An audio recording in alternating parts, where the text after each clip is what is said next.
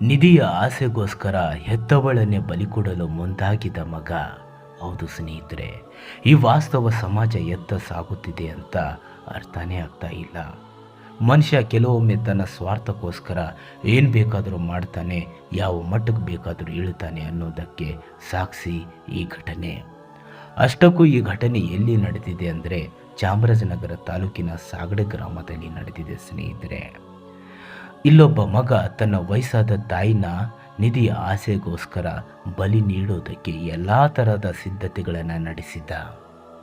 ಆತನ ಮೇಲೆ ಅಕ್ಕಪಕ್ಕದ ಜನರಿಗೆ ಅನುಮಾನ ಬಂದಿದೆ. ಕೂಡಲೇ ಸ್ಥಳೀಯ ಪೊಲೀಸರಿಗೆ ಮಾಹಿತಿ ನೀಡಿದ್ದಾರೆ. ತಕ್ಷಣ ಪೊಲೀಸರು ಬಂದು ಆ ವಯಸ್ಸಾದ ತಾಯಿನ ರಕ್ಷಿಸಿದ್ದಾಳೆ.